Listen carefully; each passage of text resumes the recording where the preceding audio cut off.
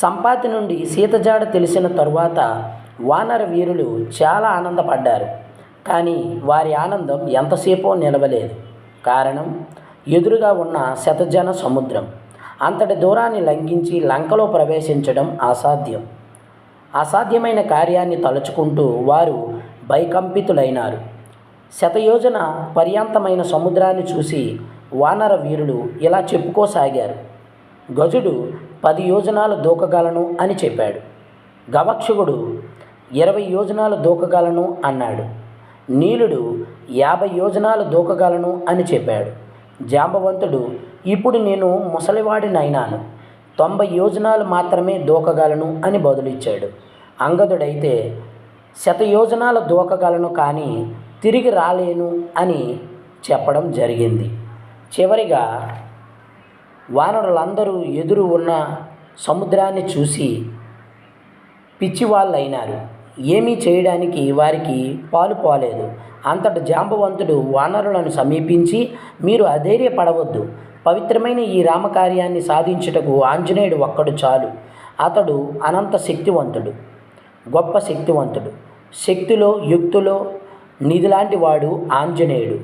వేగంలో గరుత్మంతుడు లాంటివాడు. ఈ సముద్రమే కాదు, సప్త సముద్రాలైనా అవలీలగా లంఘించగలడు ఆంజనేయుడు అని వానర వీరులందరినీ చెప్పి వారి మనసులను పటాపంచలు చేసినాడు.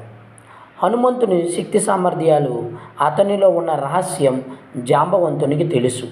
అందువలన అతను హనుమంతుని దగ్గరకు వెళ్ళి, హనుమా, నీ శక్తి నీకు తెలియదు. నీవు తలుచుకుంటే ఈ సముద్రాన్ని ఒకే ఒక గెంతులో దూకగలవు. రామలక్ష్మణులు అనుకున్న మాటను నిలబెట్టగలవు. రామలక్ష్మణులకున్న శక్తి నీలో ఉంది. నీవు అసంపన్నుడు.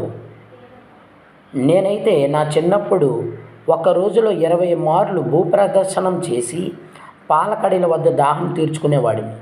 ఇప్పుడు అంతటి శక్తి నాకు లేదు. ఇక నీవే మాకు ఆశ, మాకు దిక్కు. నీ భౌతిక కాయాన్ని పెంచు, లోక కళ్యాణానికి నీ శక్తిని ప్రదర్శించు అంటూ ఉత్తేజపరిచాడు. జాంబవంతుడు అలా పలుకగానే మరచిపోయినట్టు తన శక్తులన్నీ గుర్తుకు వచ్చాయి ఆంజనేయునకు. ఆంజనేయుడు సర్వ వానర మూక కనులు మిరుమిట్లు గొలిపేటట్లు అమాంతంగా పెరిగిపోయాడు. విశాల భూభాగాన్ని ఆక్రమిస్తూ ఉప్పెనలా పొంగిపోయాడు. చూస్తూ ఉండగానే ఆకాశమంత ఎత్తుకు పెరిగిపోయాడు. హనుమంతుడు ఎనలేని ఉత్సాహంతో సీతాన్వేషణకై సముద్రం మీదుగా లంఘించాడు.